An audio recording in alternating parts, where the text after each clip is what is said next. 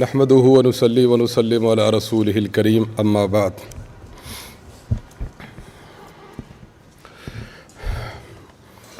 فاعوذ بالله من الشيطان الرجيم بسم الله الرحمن الرحيم رب اشرح لي صدري ويسر لي امري واحلل عقدة من لساني يفقهوا قولي صدق اللہ العظیم۔ ہمارے اکابرین علماء دیوبند نے اپنے اپنے وقت میں علمی اور عملی ایسے کارنامے سر انجام دیے ہیں جو رہتی دنیا تک یاد رکھے جائیں گے انشاءاللہ۔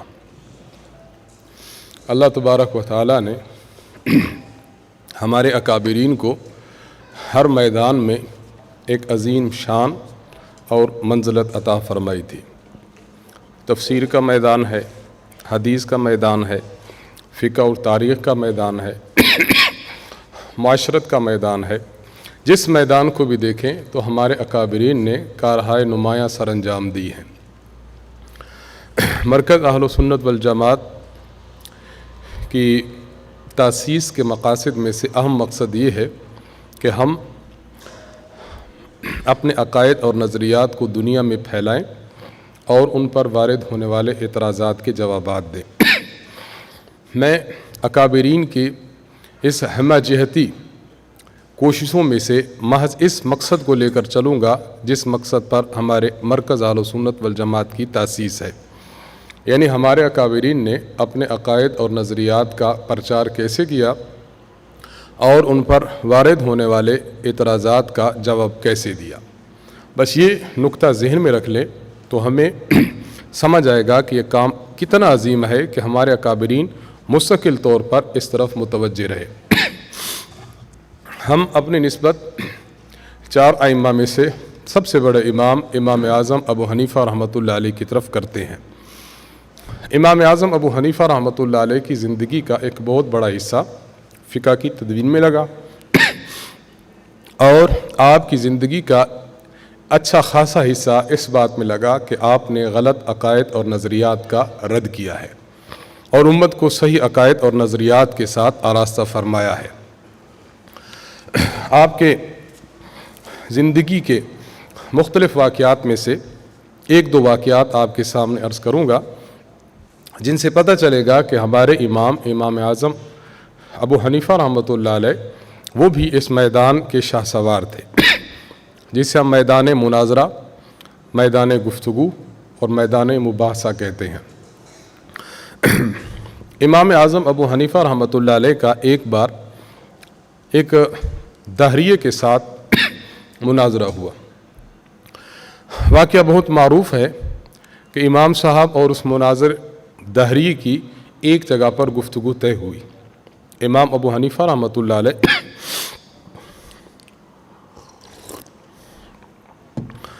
وقت مقرر سے کچھ تاخیر سے پہنچے۔ جب آپ تاخیر سے پہنچے، لوگ بہت جمع تھے، تو مخالف بندے نے کھڑے ہو کر کہا کہ امام صاحب گفتگو بعد میں ہوگی، پہلے آپ مجھے یہ بتائیں کہ آپ اتنی تاخیر سے کیوں پہنچے ہیں۔ امام ابو حنیفہ رحمۃ اللہ علیہ نے ارشاد فرمایا کہ بات یہ ہے کہ میرا گھر دریا کے دوسری جانب ہے۔ مجھے آتے ہوئے دیر اس لیے ہوئی کہ میں دریا کے کنارے جب آیا تو وہاں پر دیکھا نہ کوئی کشتی تھی اور نہ کوئی ملاح تھا۔ میں انتظار میں کھڑا رہا کہ کوئی کشتی آئے گی، اس پر سوار ہوں گا اور تمہارے پاس پہنچ جاؤں گا، لیکن مجھے کوئی کشتی نظر نہ آئی۔ دیکھتے ہی دیکھتے اچانک ایک درخت پھٹا، اس کے تختے ہوئے، ٹکڑے ہوئے، پھر تختے آپس میں جڑنا شروع ہوئے اور دیکھتے ہی دیکھتے ایک خوبصورت سی کشتی تیار ہو گئی۔ کشتی پانی میں اتری اور پانی میں بغیر کسی ملاح کے میں سوار ہوا، بغیر کسی ملاح کے وہ کشتی اس کنارے سے اس کنارے تک آ گئی اور میں تمہارے پاس پہنچ گیا۔ دہریوں کا جو عقیدہ ہے وہ یہی ہے کہ اس دنیا کا صانع اور خالق کوئی نہیں ہے، بغیر کسی بنانے والے کی دنیا بنی ہے اور اس کا مدبر بھی کوئی نہیں ہے، یعنی اس کی تدبیر کرنے والا بھی کوئی نہیں ہے، بغیر مدبر کے یہ دنیا چل رہی ہے۔ یہ اس کا دعویٰ تھا۔ امام اعظم ابو حنیفہ رحمۃ اللہ علیہ نے فرمایا کہ میں اس طرح تمہارے پاس پہنچ آیا ہوں۔ تو وہ شخص کھڑا ہوا اور اس نے لوگوں کو متوجہ کیا اور کہنے لگا کہ اتنا بڑا امام اور اتنا بڑا عالم ہو کر غلط بیانی سے کام لیتا ہے، بغیر کسی بنانے والے بڑھئی کے اور مستری کے کشتی بن جائے، اس کے تختے ہوں آپس میں جڑ جائیں، اور بغیر کسی ملاح کے کشتی ایک کنارے سے دوسرے کنارے آ جائے، ایسا ممکن نہیں ہے، یہ شخص جھوٹ بول رہا ہے۔ امام اعظم ابو حنیفہ رحمۃ اللہ علیہ نے جب اس بندے کی یہ بات کو سنا تو آپ نے ارشاد فرمایا کہ جب ایک عام سی کشتی بغیر کسی سانے کے بن نہیں سکتی، بغیر کسی ملاح کے چل نہیں سکتی، اتنی بڑی زمین، آسمان اور درمیان کا جتنا عظیم نظام ہے، بغیر خالق کے بن کیسے سکتا ہے اور بغیر سانے کے چل کیسے سکتا ہے؟ جب تو اس کو مان رہا ہے تو اس کو ماننا بدرجہ اولا تجھے چاہیے کہ اس کو تو مان لے۔ بالکل خاموش ہو کر رہ گیا۔ تو دہریت کا مقابلہ ہمارے اکابرین میں سے امام اعظم ابو حنیفہ رحمۃ اللہ علیہ نے اپنے دور میں فرمایا ہے۔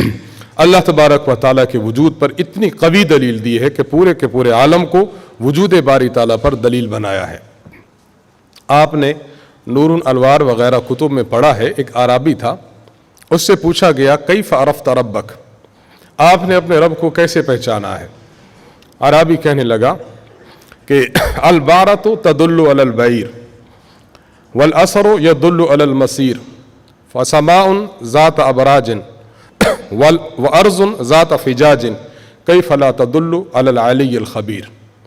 اس نے کہا کہ میں جب میگنی کو دیکھتا ہوں تو مجھے پتہ چلتا ہے کہ یہاں سے کوئی اونٹ گزر کر گیا ہے، جب میں قدموں کے نشان کو دیکھتا ہوں تو مجھے پتہ چلتا ہے کہ یہاں سے چلنے والا گزر کر گیا ہے، جب ان چیزوں سے مجھے اونٹ کا اور چلنے والے کا پتہ چلتا ہے تو زمین جو کشادہ راستوں والی ہے، آسمان جو برجوں والا ہے، یہ علیم اور علی و خبیر ذات کا پتہ کیوں نہیں دیتے؟ جب ان سے میں یہ معلوم کر لیتا ہوں تو پھر کارخانہ عالم سے میں خدا کی ذات کو بھی پہچان لیتا ہوں۔ تو وجود باری تعالیٰ پر ہمارے اکابرین نے بہت عمدہ قسم کے دلائل دیے ہیں۔ میں ایک واقعہ درمیان میں عرض کرتا ہوں، چونکہ ذات باری تعالیٰ پر گفتگو ہو رہی ہے، اس لیے ذات باری تعالیٰ کے متعلق بعض اشکالات ایسے ہوتے ہیں جو بظاہر بہت قوی ہوتے ہیں لیکن ان کا جواب بہت آسان ہوتا ہے۔ کہتے ہیں کہ ایک اسکول تھا، اس اسکول میں ایک اسٹوڈنٹ تھا مسلمان، ٹیچر جو تھا وہ دہریہ تھا، خدا کے وجود کا منکر تھا۔ ٹیچر نے اپنے بچوں کو ایک قاعدہ اور کلیہ یاد کرایا۔ اس نے کہا بچوں مجھے بتاؤ تمہیں پنکھا نظر آتا ہے؟ بچوں نے کہا جی سر نظر آتا ہے۔ تمہیں ڈیسک نظر آتا ہے؟ جی سر نظر آتا ہے۔ چیئر نظر آتی ہے؟ جی سر نظر آتا ہے۔ سٹک نظر آتی ہے؟ مختلف چیزیں اس نے بتائیں کہ کیا تمہیں یہ نظر آتی ہیں؟ بچوں نے کہا جی سر ہمیں یہ چیزیں نظر آتی ہیں۔ اس نے کہا کہ جو چیز موجود ہوتی ہے وہ نظر آتی ہے، جو نظر نہیں آتی یہ دلیل ہے کہ موجود نہیں ہے۔ آپ بھی دلیل سمجھے؟ جو چیز نظر آتی ہے یہ دلیل ہے کہ وہ چیز موجود ہے، اور جو نظر نہیں آتی وہ موجود نہیں ہوتی۔ یہ اس نے دو چار مثالیں دے کر بچوں کے ذہن میں بات بٹھائی۔ جب بچے اس قاعدہ کو اچھی طرح سمجھ گئے تو اس ٹیچر نے بچوں سے ایک بڑا سوال کر دیا۔ اس نے کہا بچوں مجھے بتاؤ تمہیں خدا نظر آتا ہے؟ بچوں نے کہا نہیں سر ہمیں خدا تو نظر نہیں آتا۔ اس نے کہا قاعدہ یہ بتاتا ہے کہ جو چیز موجود ہوتی ہے وہ نظر آتی ہے، جو نظر نہیں آتی موجود نہیں ہوتی۔ تمہیں خدا بھی نظر نہیں آتا، یہ دلیل ہے کہ خدا بھی موجود نہیں ہے۔ اب آپ بتائیں کتنی گہری دلیل ہے اور عوام کے فہم کے کتنا قریب جا لگتی ہے، عوام اس کو سمجھ رہی ہے۔ خیر بچوں کا ذہن اس طرح بن گیا کہ واقعی خدا کی ذات نہیں ہے۔ مسلمان بچہ کھڑا ہوا، اس نے کہا سر میں آپ کے واسطہ سے ان طلبہ سے ایک سوال کرتا ہوں، اسٹوڈنٹ سے۔ اس نے کہا آپ سوال کرو۔ بچہ کھڑا ہوا اور اس نے طلبہ سے کہا کہ بھائیو مجھے بات بتاؤ کہ کیا تمہیں سر کی عقل نظر آتی ہے؟ بچوں نے کہا کہ نہیں ہمیں سر کی عقل تو نظر نہیں آتی۔ کہنے لگا کہ سر نے جو قاعدہ بیان کیا تھا کہ جو چیز موجود ہوتی ہے وہ تو نظر آتی ہے، جو نظر نہیں آتی موجود نہیں ہوتی، ہمارے سر کی عقل بھی ہمیں نظر نہیں آتی۔ قاعدہ سے ثابت ہوا کہ سر کی عقل نہیں ہے، جس کی عقل نہ ہو وہ بے وقوف ہوتا ہے، تو حضرت صاحب بے وقوف ہیں۔ اب آپ بتائیں کتنی قوی دلیل ہے اور اس دلیل کا توڑ کتنا قوی ہے۔ ٹیچر کہنے لگا نہیں بیٹا بات یہ ہے میری عقل تو ہے لیکن نظر نہیں آتی۔ طالب علم کہنے لگا اللہ کی ذات موجود تو ہے لیکن نظر نہیں آتی، تو دل میں تو آتا ہے نگاہ میں نہیں آتا، ہم جان گئے بس تیری پہچان یہی ہے۔ بعض مرتبہ چھوٹے بچے بڑے عظیم فہم کے مالک ہوتے ہیں۔ استاذ محترم فرماتے ہیں کہ میں ایک مرتبہ کہیں بیان کے لیے گیا، بیان کے بعد مجھے ایک بچے سے ملاقات کرائی گئی، کہا کہ حضرت یہ بچہ ہے اور بڑا تگڑا مناظر ہے۔ استاد جی فرماتے میں نے اس کو ہدیہ کچھ دیا اور پوچھا کہ بتاؤ یہ کیسے بڑا مناظر ہے؟ کہتے انہوں نے کہا کہ اس بچے نے اپنی ممانی سے مناظرہ کیا ہے۔ استاد جی فرمانے لگے پھر مناظرہ تو نہ ہوئے تو مناظری ہوئی، ایک طرف بچہ ہے دوسری طرف خاتون ہے۔ تو انہوں نے کہا جی برحال جو ہوا مناظرہ ہے۔ تو مناظرہ کیا تھا؟ کہتے ہیں کہ یہ بچہ ہے، اس کے ماموں نے شادی کی ہے اور شادی جس سے کی ہے وہ عورت غیر مقلد ہے، وہ گھر میں آتی ہے اور روزانہ کوئی نہ کوئی بات چھیڑ دیتی ہے، کبھی بات آمین پر، کبھی بات رفع یدین کرنے پر، کبھی بات ہاتھ اٹھانے پر، ہاتھ کہاں باندھنے ہیں، ٹانگوں کے درمیان فاصلہ، مختلف مضامین اور عنوانات وہ چھیڑ دیتی ہے۔ تو یہ بچہ آپ کے بیانات سنتا ہے۔ ایک بار اس نے اپنی ممانی سے کہا کہ مامی جان آپ بیٹھیں، ہم اور آپ بات کرتے ہیں تاکہ بات کسی جگہ لگے۔ آپ تمام جو سوالات کر رہی ہیں، جو مسائل ہیں، ان کی بنیاد یہ ہے کہ ہم امام ابو حنیفہ کی تقلید کرتے ہیں اور ان مسائل پر عمل کرتے ہیں، اور آپ امام صاحب کی تقلید نہیں کرتی، اس لیے آپ غیر مقلد ہیں۔ تو مسئلہ ہمارا اور آپ کا جو بنیاد بنتا ہے وہ تقلید ہے۔ آپ مقلدین کو مشرک کہتی ہیں اور ہم مقلدین کو موحد کہتے ہیں۔ میرا ماموں موحد ہے یعنی مقلد ہے، اور آپ غیر مقلدن ہیں یعنی آپ موحد ہیں، اور بقول آپ کے میرا ماموں یہ مشرک ہے، اور آپ کی جو تحقیق ہے اس کی روح سے مشرک کا اور موحد کا نکاح نہیں ہو سکتا۔ ہمارا مسئلہ بعد میں ہوگا، پہلے آپ بتائیں آپ کا اور میرے ماموں کا نکاح رہا یا نہ رہا؟ اگر وہ تقلید کو شرک کہتی ہے تو پھر نکاح نہ رہا، اور اگر تقلید کو ایمان کہتی ہے تو اپنا دعویٰ کیا، نکاح باقی رہا۔ تو اس نے کہا بیٹا بات یہ ہے کہ آپ نے بھی اسی گھر میں رہنا ہے، میں نے بھی گھر میں رہنا، چلو بس اپنے اپنے کام میں لگے رہو۔ تو بعض بچوں کی فہم بہت اچھی ہوتی ہے۔ حضرت تھانوی رحمہ اللہ فرماتے ہیں کہ مجھے بلایا گیا، ایک چھوٹا سا بچہ تھا، اس کی بسم اللہ کرانے کے لیے میں گیا۔ تو میں نے کہا بیٹا پڑھو بسم اللہ الرحمن الرحیم۔ بچے نے کہا میں نہیں پڑھوں گا۔ حضرت کہتے ہیں میں نے بار بار کہہ رہا لیکن بچہ کہہ رہا میں نہیں پڑھوں گا۔ تو میں نے سوچا کہ اس سے ایک سوال کرتا ہوں کہ کیا نہیں پڑھو گے؟ تو وہ کہے گا کہ بسم اللہ الرحمن الرحیم نہیں پڑھتا، تو اس طرح رسمن چلو بسم اللہ الرحمن الرحیم پڑھ تو لے گا۔ حضرت فرماتے ہیں میں اس سے پوچھا بیٹا بتاؤ کہ تم کیا نہیں پڑھو گے؟ تو بچہ کہنے لگا کہ میں وہ نہیں پڑھوں گا جو آپ کہہ رہے ہیں۔ بعض بچوں میں عرض کر رہا تھا، خیر بات چل رہی تھی وجود باری تعالیٰ پر۔ دنیا میں کسی چیز کے وجود کی دو دلیلیں ہوا کرتی ہیں۔ نمبر ایک، آپ اس کو اپنی آنکھوں سے دیکھیں۔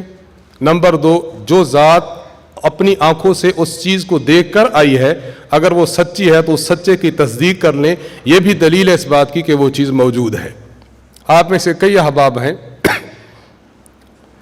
جو کراچی گئے ہوئے ہیں، کئی احباب ہیں جو کراچی نہیں گئے ہوئے، جنہوں نے اپنی آنکھوں سے جا کر کراچی کو دیکھا ہے، کراچی کا شہر گھوما ہے، تو وہ کراچی کے وجود پر یقین رکھتے ہیں عیاناً۔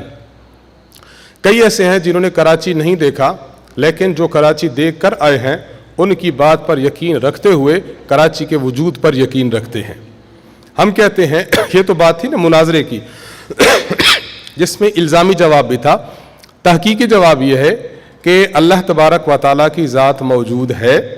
इस पर या तो इसी कायदे की रोह से या तो इंसान अपनी आंखों से देखे, हम इस दुनिया में तो नहीं देख सकते, लेकिन हमारे पैगंबर जो सच्चों के सरदार हैं वो अर्श मुअल्ला पर जाकर रब की ज़ात को देख कर आए हैं। तो सच्चा बंदा देख कर आए और हमें आकर बता दे, ये भी उस चीज़ के वजूद की दलील होती है। तो खैर, मैं अर्ज़ कर रहा था कि हमारे अकाबिरीन ने अपने अकायद और नज़रियात को बबांगे दुहुल बयान फरमाया है, और उस पर अगर किसी ने कोई एतराज़ किया, इश्काल किया, तो उसका फिर जवाब दिया है। उस्ताद मोहतरम हज़रत मौलाना मोहम्मद इलियास घुम्मन साहब दामत बरकातुहुम आलिया, आपने एक वाक़या सुनाया था और बड़ा सुनने वाला वाक़या है। हज़रत फरमाते हैं कि एक बार ऐसा हुआ कि बगदाद में, शहर कूफा में, यहूदियों ने एक प्रोग्राम ये बनाया कि हम अपने तरीक़े तबलीग को थोड़ा सा तब्दील करते हैं और आवाम के सामने इस तरह रखते हैं कि आवाम मानने पर मजबूर हो जाए। यहूद के उलमा बैठे, उन्होंने कहा तरीक़ाकार क्या इख्तियार किया जाए। कहने लगे तरीक़ाकार ये हो कि हम लोगों के सामने ये दावत रखें कि देखें, इस बड़े सग़ीर में बहुत से तबकों में से बड़े तबके, इसमें कूफा में बड़े तबकात में से 3 बड़े तबके हैं। नंबर 1 मुसलमान, नंबर 2 ईसाई और नंबर 3 यहूदी। इन 3 का आपस में लड़ना, एक दूसरे के ख़िलाफ़ अकायद रखना दुरुस्त नहीं है। हम चाहते हैं कि हम इत्तिहाद करें, इत्तिफाक से रहें, प्यार और मोहब्बत से रहें। तो जो चीज़ हमारे नज़दीक इत्तिफाकी हो उसको हम ले लें, और जो चीज़ इत्तिफाकी न हो उसको छोड़ दें। आपस में उन्होंने तय ये किया कि हम ये लोगों को बावर कराएं कि हज़रत ईसा अलैहिस्सलाम इनको मानते हैं ईसाई, हज़रत मूसा अलैहिस्सलाम इनको मानते हैं यहूदी, हज़रत मोहम्मद सल्लल्लाहु अलैहि वसल्लम इनको मानते हैं मुसलमान। अब हम देखते हैं कि कौन सा नबी ऐसा है जिस पर ये तीनों तबके मुत्तफिक हैं। जब हम यहूद को देखते हैं तो यहूद के नबी हज़रत मूसा अलैहिस्सलाम पर ये तीनों तबके मुत्तफिक हैं, ये तीनों तबके मुत्तफिक हैं। ईसाई भी उनको अपना पैगंबर मानते हैं कि पैगंबर बनी इसराइल के, मुसलमान भी उन पर ईमान लाते हैं। तो हज़रत मूसा अलैहिस्सलाम एक पैगंबर हैं कि जिन पर तीनों तबके मुत्तफिक हैं। हज़रत ईसा अलैहिस्सलाम को देखा जाए, मुसलमान तो मानते हैं, ईसाई तो मानते हैं, लेकिन यहूद इनका इनकार करते हैं। हज़रत मोहम्मद सल्लल्लाहु अलैहि वसल्लम को देखा जाए, मुसलमान तो मानते हैं लेकिन यहूद और ईसाई इनको नहीं मानते। तो तय ये किया जाए कि ऐसी ज़ात जिस पर सबका इत्तिफाक हो उसकी दावत पेश की जाए, उसका कलमा पढ़ाया जाए और लोग उसकी बात को तस्लीम करें। और वो इन 3 पैगंबरों में से सिर्फ़ और सिर्फ हज़रत मूसा अलैहिस्सलातु वस्सलाम हैं, लिहाजा मूसा अलैहिस्सलाम की बात को माना जाए।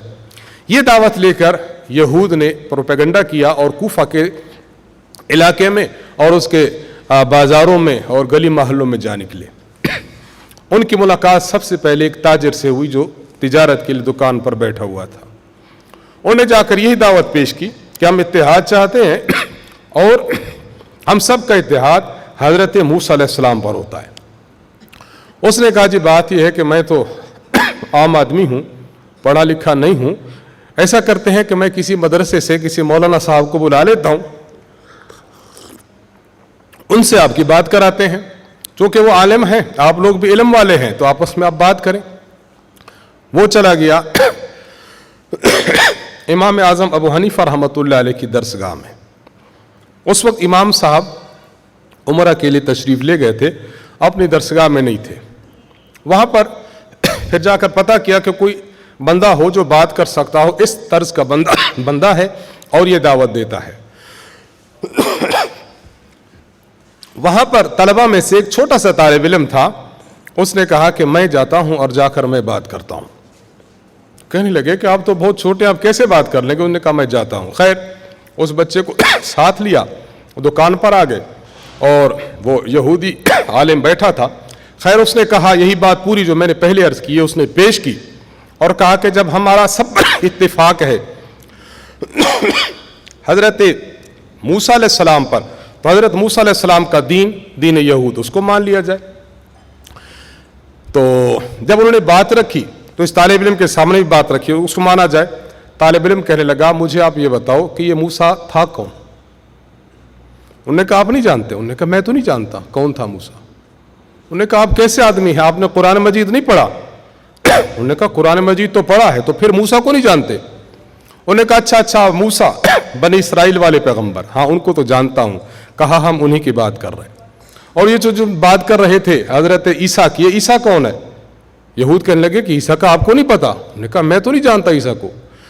آپ عالم ہیں؟ انہوں نے کہا عالم ہوں لیکن عیسیٰ کو تو نہیں جانتا۔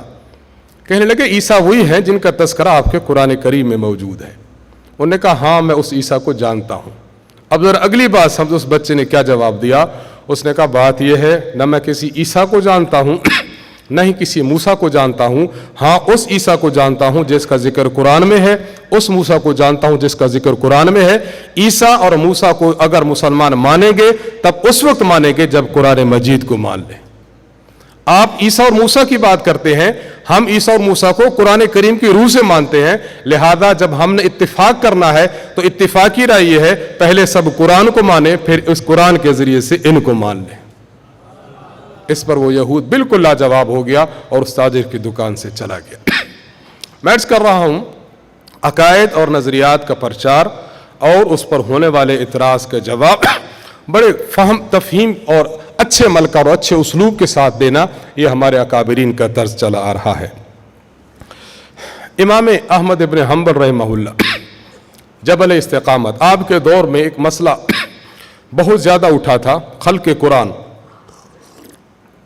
قرآن کریم کو مخلوق مان رہے تھے معتزلہ، اور ان کا اتنا ہوا اور اتنا اثر تھا کہ خلیفہ وقت بھی اس سے جانبر نہ ہو سکا، وہ اس کو بھی اس عقیدے کا قائل ہونا پڑا۔ معتصم باللہ وقت خلیفہ ہے امام احمد بن حنبل رحمہ اللہ، یہ امام تھے، امام اہل سنہ، اس وقت جو قاضی بھی تھا اور معتزلہ کا امام بھی سمجھا جاتا تھا، اس کا نام بھی تھا احمد بن ابی داود، اس کا پورا نام تھا۔ خلیفہ کے دربار میں دونوں جمع ہوئے، جمع ہونے کے بعد لوگوں نے کہا کہ دونوں بندے جمع ہیں، آپ ان دونوں کی گفتگو کرا دیں تاکہ حق کا پتہ چل جائے کہ آج حق کیا ہے اور باطل کیا ہے۔ اب خلق قرآن پر جو معتزلہ نے دلیل دی ہے، آپ اس دلیل کو سنیں، آپ حیران رہ جائیں۔ اس نے دلیل کیا دی؟ اس نے کہا دلیل میری یہ ہے کہ آپ بتائیں قرآن کریم شے ہے یا شے نہیں ہے؟ آپ قرآن کو شے ان کہتے ہیں یا لا شے کہتے ہیں؟ حضرت نے فرمایا معاذ اللہ کہ ہم قرآن کو لا شے کہیں، قرآن تو شے ہے۔ تو اس نے کہا اگر قرآن کو آپ شے مانتے ہیں تو خود اللہ تعالیٰ نے قرآن میں فرمایا اللہ خالق کل شیء، اللہ تبارک و تعالیٰ ہر چیز کا خالق ہے۔ آپ چونکہ طلبہ ہیں، لفظ کل مضاف ہے، شیء مضاف الیہ ہے، خالق کل شیء، یہ خالق جو ہے یہ اسم فاعل کا صیغہ ہے۔ جب اللہ تبارک و تعالی ہر چیز کا خالق ہے اور قرآن کو بھی آپ شے کہتے ہیں تو ثابت ہوا کہ اللہ قرآن کا بھی خالق ہے۔ جب اللہ قرآن کا خالق ہے تو قرآن کیا بنا؟ مخلوق۔ تو عقیدہ معتزلہ کا ثابت ہو گیا کہ قرآن مخلوق ہے۔ یہ دلیل تھی جو معتزلہ نے دی، اور اس وقت کے لوگ بڑے اس کو اچھے تاثر میں لینے لگے کہ واقعی بڑی اچھی دلیل دی ہے۔ امام احمد ابن حنبل رحمہ اللہ کھڑے ہوئے، آپ نے فرمایا کہ اگر یہی بات ہے تو مجھے آپ ایک بات بتاؤ، اللہ جب مخلوق کو پیدا کرتا ہے تو اللہ کیا فرماتا ہے؟ اللہ قرآن میں فرماتا ہے انما امرہ اذا اراد شیئا ان یقول له کن فیکون۔ اللہ تبارک و تعالی جب کسی چیز کو پیدا کرنے کا ارادہ کرتے ہیں تو اللہ لفظ کن فرماتے ہیں۔ لفظ، قرآن تو کلام ہے نا، تو لفظ کن فرماتے ہیں، یہ لفظ کن یہ بھی کلام ہے، اور بقول آپ کے کلام اللہ مخلوق ہے، تو لفظ کن جو اللہ نے فرمایا قرآن کو پیدا کرنے کے لیے، یہ لفظ بھی چونکہ کلام تھا، بقول آپ کے عقیدے کے مخلوق ہے، اس کو پیدا کرنے کے لیے بھی لفظ کن فرمائیں گے، اور یہ لفظ کن بھی آپ کے عقیدے کے روح سے مخلوق ہے، اس کو پیدا کرنے کے لیے بھی کن فرمائیں گے۔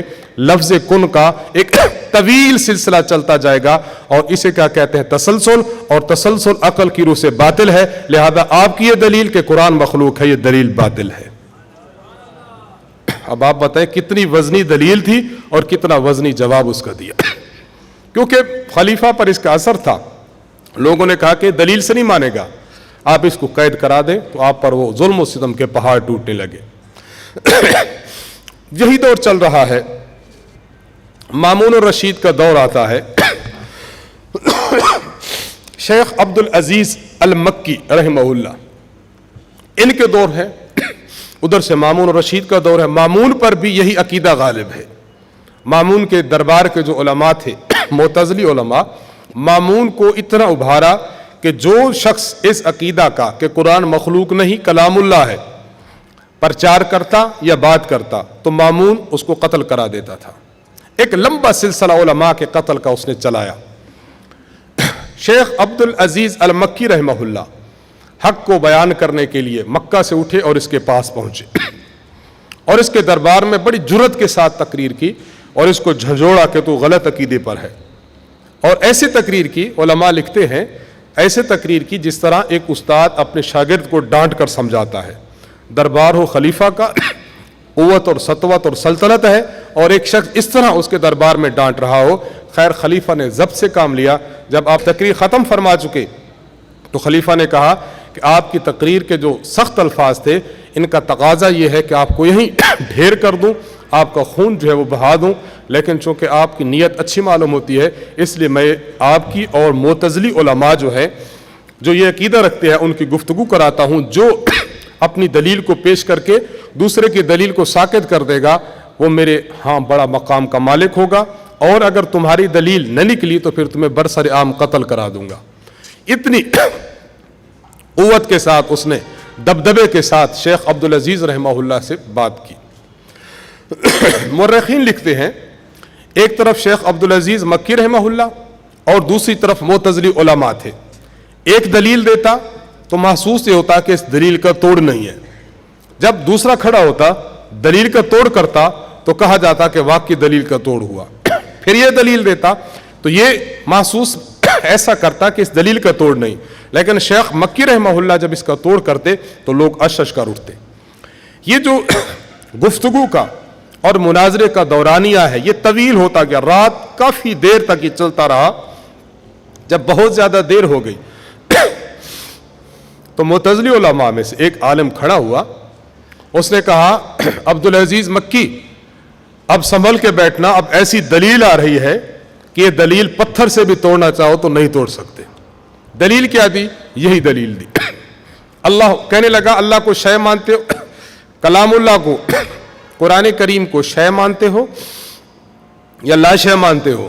آپ نے فرمایا شے مانتا ہوں. اس نے یہی دلیل دی کہ جب اللہ ہر چیز کا خالق ہے تو قرآن چونکہ شے ہے قرآن کا بھی خالق ہے. شیخ عبد العزیز مکی فرماتے ہیں کہ یہ دلیل سننا تھا کہ میرے دل میں ایک جھٹکا سا لگا, اور میں نے کہا کہ یہ دلیل اتنی بھاری ہے میں کیسے جواب دوں گا. میں اللہ کی طرف متوجہ ہوا کہ اللہ میرے دل میں اس کا ایسا جواب ڈال دے جس سے یہ لوگ ساکت ہو جائیں اور عوام کے دل میں بھی بات آ جائے, عوام اس کو تسلیم کرے, کوئی بہت مشکل بات نہ ہو. کہتے ہیں جب میں نے اللہ سے دعا کی اسی دوران میرے دل میں ایک بات آئی. میں کھڑا ہوا, میں نے کہا آپ مجھے بتائیں کہ اللہ تعالیٰ کے لیے نفس مانتے ہو یا نہیں؟ کہنے لگے مانتے ہیں. شیخ فرمانے لگے بالکل مانو گے کیونکہ اللہ نے خود فرمایا ہے وَيُحَذِّرُكُمُ اللَّهُ نَفْسًا, اللہ اپنے نفس یعنی اپنے آپ سے تمہیں ڈراتا ہے. جب اللہ کا نفس ہے تو اللہ نے قرآن میں فرمایا ہے کل نفس ذائقۃ الموت, ہر نفس نے موت کا ذائقہ چکھنا ہے. اگر تمہاری دلیل کو مانا جائے اللہ نفس ہے اور ہر نفس میں موت کا ذائقہ چکھنا ہے, ثابت ہوتا ہے کہ اللہ نے بھی موت کا ذائقہ چکھنا ہے. جو جواب اس دلیل کا دو گے وہی تمہاری دلیل کا جواب ہوگا. کہتے ہیں کہ معتزلہ سوچ میں پڑ گئے, کافی دیر بیٹھے رہے. اس پر پھر مامون کھڑا ہوا اور اس نے کہا کہ بات یہ ہے کہ شیخ عبد العزیز مکی نے جو دلیل دی ہے واقعی اس سے معتزلی علماء ساکت ہو گئے ہیں. میں اپنا عقیدہ بدلوں یا نہ بدلوں یہ میں یقین سے نہیں کہہ سکتا, لیکن اتنی بات یقین سے کہتا ہوں یہ مناظرہ جیت گئے, معتزلی مناظرہ ہار گئے. بھرے میدان میں بھرے دربار میں ایسا ہوا کہ شیخ مکی رحمہ اللہ جو اہل سنت والجماعت کے مسلم امام تھے ان کی بات کو پورے شہر میں منادی کرا دی گئی کہ آج کلام اللہ القرآن و کلام اللہ غیر مخلوق، یہ عقیدہ آج لوگوں کی سمجھ میں آ چکا ہے۔ میں عرض کر رہا تھا اپنے نظریات کا دفاع اور دلیل کی بنیاد پر دفاع جو ہمارے مرکز اہل السنت والجماعت کی تاسیس کی وجہ بنا ہے، یہ طرز ہمارے اکابرین سے ہمیں ملا ہے۔ اب دیکھیں نا، یہ جو میں نے بات عرض کی ہے اس میں شیخ مکی رحمہ اللہ نے جو دلیل دی ہے، اس دلیل کو اصطلاح میں کہتے ہیں دلیل الزامی۔ آپ کا فریق مخالف کچھ مقدمات پیش کرتا ہے اور ان مقدمات کی بنیاد پر آپ کا فریق مخالف دلیل اور نتیجہ پیش کرتا ہے، آپ اس کے مسلمہ مقدمات کو لیں، ان کی بنیاد کو بنا کر آپ دلیل پیش کریں، اسے کہتے ہیں دلیل الزامی۔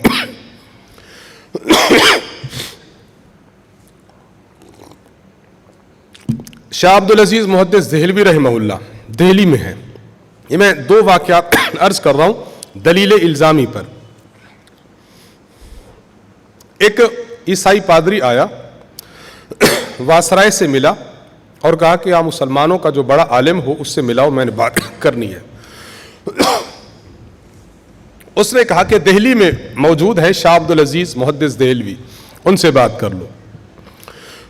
وہ شخص آیا اور آپ سے بات کی، ایک سوال، 3 سوال کیے۔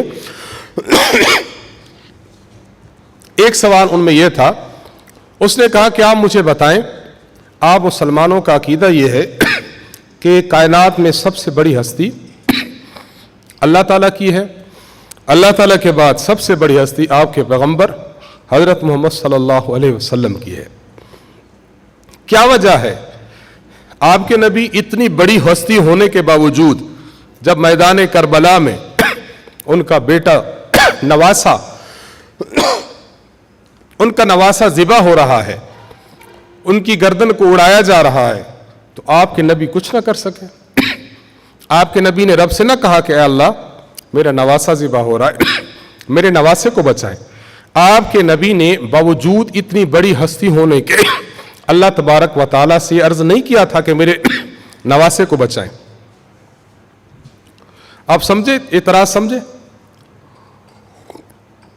اتنی بڑی ہستی ہے اور اپنے نواسے کے لیے خدا سے مانگ نہ سکی اور اللہ تعالیٰ کے دربار میں اپنے نواسے کو بچا نہ سکی، وہ کیسی بڑی ہستی ہے؟ یہ اس نے اعتراض کیا۔ بظاہر اعتراض بہت بڑا ہے، عقلی قسم کا ہے۔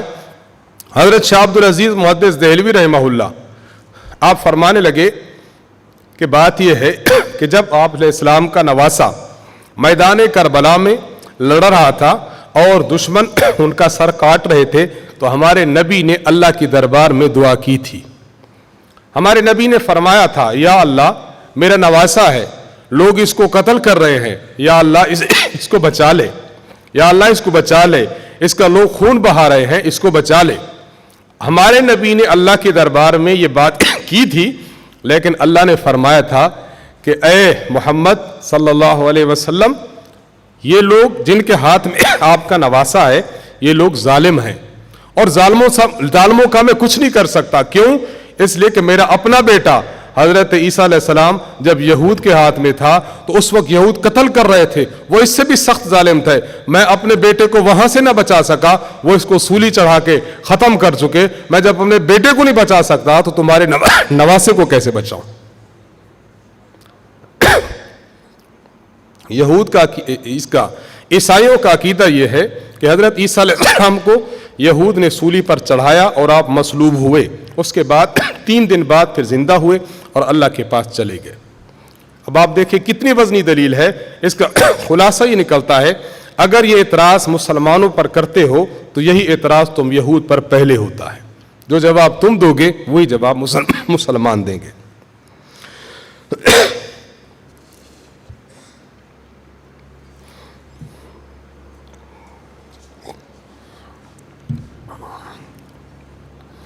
اسی قسم کا ایک واقعہ حضرت استادی کے ساتھ پیش آیا کہ فریق مخالف جو دلیل دے اسی کو بنیاد بنا کر آپ اس سے بات کریں۔ ایک بندہ آیا اور کہنے لگا کہ حدیث حجت نہیں ہے۔ استاد جی پوچھنے لگے کہ آپ اس کی دلیل دیں کہ حدیث حجت کیوں نہیں ہے؟ کہنے لگا صحیح مسلم میں موجود ہے، اللہ کے نبی ارشاد فرماتے ہیں لا تکتبوا انی غیر القرآن، قرآن کے علاوہ مجھ سے اور کچھ نہ لکھو. یہ جو تم لکھ رہے ہو یہ تو حدیث ہے، تو حدیث حجت نہیں، کیونکہ نبی نے خود فرمایا. کہاں فرمایا؟ صحیح مسلم میں فرمایا. استاد جی فرمانے لگے، میں نے اس سے پوچھا یہ جو آپ صحیح مسلم کے پیش کر رہے ہیں یہ کیا ہے؟ کہنے لگا یہ حدیث ہے. کہا اگر حدیث حجت نہیں ہے تو تم پیش کیوں کر رہے ہو؟ اس کا مطلب وہ چیز پیش کر رہے ہو جو تم حجت نہیں مانتے. یہ تو ایسے مثال ہے نا، آپ ایک بندے کو عدالت میں لے گئے، آپ کے بارے میں گواہی دینی تھی، لیکن آپ لے اس کو جا رہے ہو جس کی گواہی آپ کے خلاف ہو، تو آپ کا لے جانا ٹھیک ہے غلط ہے؟ تو ایسا بندہ جو حدیث کو حجت نہیں مان رہا، دلیل میں وہ حدیث پیش کر رہا ہے، تو حدیث پیش کرنا یہ اس بات کی دلیل ہے کہ وہ حدیث کو خود حجت مان رہا ہے. اسے کہتے ہیں دلیل الزامی.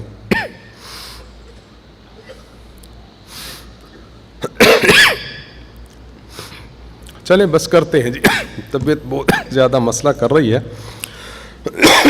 بس اللہ تعالیٰ سے دعا کریں کہ اللہ تبارک و تعالیٰ ہمیں بھی اپنے اکابرین کی اس فہم، تفہیم اور افہام کا وافر حصہ عطا فرمائے. مخالف کی دلیل کو توڑنا، اس کا طرز اور یہ انداز اللہ تبارک و تعالیٰ ہم سب کو عطا فرمائے. اور یہ عطا ہوتا ہے، آپ ایک چیز میں مہارت حاصل کرنا چاہتے ہیں تو اس کو کیسے حاصل کریں گے؟ آپ ماہرین کے پاس چلے جائیں. سب سے عظیم بات یہ ہے آپ ماہرین کے پاس چلے جائیں. جو بندہ ماہرین کے پاس جاتا ہے تو ماہر سے جو چیز سیکھتا ہے وہ پھر میدان میں آپ کو شاہ سوار بنا دیتی ہے. استاد محترم فرماتے ہیں کہ میں ایک جگہ گیا، وہاں پر مجھے ایک عالم سے انہوں نے ملاقات کرائی، بسطۃً فی العلم والجسم، بہت ہی قوت والا تھا اور علم میں بہت تگڑا تھا. تو مجھے کہا کہ حضرت یہ فلاں فلاں فنون میں اچھا ہے، ماہر ہے. استاد جی فرمانے لگے کہ آپ اسے میرے پاس بھیج دو تاکہ میں اس کو کچھ گر سکھا دوں. تو کہتے ہیں وہ بڑے حیران ہوئے کہ ہم نے اس کے علم کی تعریف کی اور آپ فرماتے کہ میرے پاس آ جائے. استاد جی نے فرمایا، میں نے ان کو یہ جواب دیا، بات یہ ہے کہ ایک آدمی ہے وہ میوے مغزات کھاتا ہے، بادام کھاتا ہے، بڑا ہٹا کٹا ہے، لیکن اکھاڑے میں وہ کب لڑے گا؟ جب اس کو لڑائی کے گر آئیں گے. اور ایک آدمی ہے جو پہلوان کہلاتا ہے، لیکن آپ دیکھیں وہ سنگل پسلی ہے، بالکل باریک سا خشک ہے، لیکن گر جانتا ہے. تو اب اتنا بڑا پہلوان اس کمزور پہلوان کے ساتھ لڑے گا تو چونکہ اس کو گر اور داؤ آتے ہیں، اس لیے اس موٹے تازے پہلوان کو گرا کے رکھ دے گا. تو آپ کا یہ بہت بڑا عالم ہے، لیکن علم کہاں استعمال کرنا ہے کہاں استعمال نہیں کرنا یہ گر ہے، اور یہ ہم فن والوں کے پاس ہے. اس کو میرے پاس بھیجو، انشاءاللہ ہم فن ایسا سکھائیں گے کہ اس کو علم کے استعمال کا طریقہ آ جائے گا. تو اصل چیز کیا ہے کہ آپ نے جب فن سیکھنا ہے تو وہ فن والوں کے پاس آئے. دوسری اہم چیز علوم کے لیے سب سے اہم چیز یہ ہے کہ انسان جو کچھ پڑھے اس پر عمل کرے. جب انسان اپنے پڑھے ہوئے پر عمل کرتا ہے تو اللہ تبارک و تعالیٰ اس کو وہ علوم عطا فرماتے ہیں جو اس کے وہم و گمان میں بھی نہیں ہوتے. حدیث میں ہے من عامل بما علم ورثہ اللہ علم ما لم یعلم. اپنے پڑھے ہوئے پر انسان عمل کرے تو اللہ تعالیٰ اس پر وہ چیزیں کھولتا ہے جو اس نے پڑھی ہوئی نہیں ہوتی. کئی ایسی چیزیں ہیں جو انسان کو پڑھی ہوئی نہیں ہیں لیکن اللہ تبارک و تعالیٰ اس پر کھول دیتا ہے. حضرت تھانوی رحمہ اللہ آخری عمر میں تھے. حضرت فرماتے تھے کہ اگر اسلام کے اصول میں اور اسلام کے فروع پر کوئی شخص اعتراض کرے، تھانوی 2 منٹ میں اس کا جواب دے سکتا ہے، 2 منٹ میں اس کو صاف کر سکتا ہے. حضرت تھانوی رحمہ اللہ سے ایک بندے نے سوال کیا، غالباً یہ مولانا شبیر علی صاحب تھے جو آپ کے بھتیجے تھے، بھانجے تھے. انہوں نے ایک سوال کیا. انہوں نے کہا حضرت اللہ نے قرآن کریم میں ارشاد فرمایا ہے رحمتی وسعت کل شیء، میری رحمت نے ہر چیز کو ڈھانپ دیا ہے. شیطان بھی تو ایک چیز ہے نا، تو کیا اللہ کی رحمت نے شیطان کو بھی ڈھانپا ہے؟ اب یہ سوال اس بندے نے کیا، اب واقعی گہرا سوال ہے. حضرت نے فرمایا اب دیکھیں اگر حضرت فرماتے کہ نہیں ڈھانپا تو رحمتی وسعت کل شیء کے خلاف ہے، کیونکہ وہ تو ہر چیز کو ڈھانپ رہی ہے. اور اگر کہہ دے کہ رحمت نے ڈھانپا ہے تو رحمت نے کیسے ڈھانپا ہے؟ وہ تو راندہ درگاہ ہے، وہ تو عبدالآباد جہنم میں جلے گا، ڈھانپا کیسے ہے؟ ہاں میں جواب نے تب بھی اعتراض ہے، نہ میں جواب نے تب بھی اعتراض ہے. حضرت تھانوی رحمہ اللہ نے فرمایا اللہ کی رحمت نے شیطان کو ڈھانپا ہے۔ تو اعتراض ہوتا ہے کہ کیسے ڈھانپا ہے، وہ تو مردود ہے، رجیم ہے۔ فرمایا کہ اس کو مثال سے سمجھو، ایک آدمی ہے جو چور ہے، اس کی چوری پکڑی گئی ہے، اب اس کے خلاف مقدمہ ہوا، جج نے کہا اس کو 100 کوڑے لگا دو، 100 جوتے لگا دو۔ جب کوتوال کے پاس آیا، سپاہی کے پاس آیا، سپاہی نے کہا یار تمہیں تو 100 جوتے لگنے تھے، لیکن میں 20 معاف کر کے 80 لگا دیتا ہوں، آپ بتائیں اس چور پر اس سپاہی کی طرف سے رحمت اور کرم ہے یا نہیں؟ فرمایا کہ یہی بات تھی جب اللہ کی ذات نے ارشاد فرمایا تھا کہ آدم کو سجدہ کرو، شیطان نے آدم علیہ السلام کو سجدہ نہ کیا، تو اس وقت کا تقاضا یہ تھا کہ اس جرم کی پاداش میں بھسم کر دیا جاتا، لیکن اللہ کا کرم اور رحمت دیکھیں، اس نے قیامت تک مہلت مانگی، رب انذرنی الی یوم یبعثون، اللہ نے اس کو مہلت دے دی، رحمت نہیں تو اور کیا ہے۔ ہمارے اکابرین کے آپ علوم پڑھیں، آپ حضرات کو اندازہ ہو۔ تو اپنے پہلی بات یہ کہ فن والوں کے پاس رہنا اور فن والوں سے فن سیکھنا۔ نمبر 2، اپنے پڑھے ہوئے پر عمل کرنا۔ نمبر 3، تقوی اور پرہیزگاری اختیار کرنا۔ تقوی اور پرہیزگاری اختیار کرنا۔ امام شافعی رحمہ اللہ فرماتے ہیں فقیہا و صوفیا فکل لیس واحدا وانی وحق اللہ ایاک انصح فذالک قاس لم تزق قلبہ تقا وذاک جہول کیف ذو الجہل یصلح۔ فرمائے بندے میں 2 چیزیں عروج کی ہونی چاہیے، نمبر 1 تقوی ہو، متقی ہو، اور نمبر 2 فقہ، سمجھ بوجھ اور فقیہ ہو، فقہ سے بہرہ ور ہو، اور نمبر 2 تقوی سے بہرہ ور ہو۔ یہ بندہ پھر میدان میں عظیم انسان بنے گا۔ اگر تقوی نہ ہو یہ جاہل ہوگا، اور جاہل میں صلاح اور اچھائی نہیں ہوتی، اور اگر تقوی نہ ہو تو اور اگر اس میں فقہ نہ ہو تو فقیہ آدمی کسی کے رہنمائی نہیں کر سکتا۔ تو دونوں چیزیں انسان میں ہونی چاہیے، تقوی کو ظاہر طور پر اختیار کرے، لازمی طور پر اختیار کرے۔ اور چوتھی بات یہ کہ انسان کو اپنے مطالعے کو ہمیشہ تازہ رکھنا چاہیے۔ آپ مطالعہ، اس فن کا مطالعہ کریں، اپنے دلائل سمجھیں، اپنے دلائل کو یاد کریں، فریق مخالف دلیل کون سی دیتا ہے اس دلیل کو دیکھیں، اس کو پرکھیں، اس میں سقم کیا ہے وہ دیکھیں، اس کے جوابات جو ہمارے اکابر نے لکھے ہیں، کتب میں موجود ہیں، آپ کو مرکز سے ملتے ہیں، ان دلائل کے جوابات بھی یاد کریں۔ انشاءاللہ یہ 4 بنیادی چیزیں ہیں جن کی وجہ سے انسان میں یہ ملکہ اور لیاقت پیدا ہوگی کہ انشاءاللہ العزیز اپنے عقائد اور نظریات کو پھیلا بھی سکے گا اور ان پر وارد ہونے والے اعتراض کا جواب بھی دے سکے گا۔ اللہ تبارک و تعالیٰ سے دعا ہے کہ اللہ تبارک و تعالیٰ ہمیں فہم، افہام اور تفہیم کے ملکہ عطا فرمائے۔ وآخر دعوانا ان الحمد للہ رب العالمین۔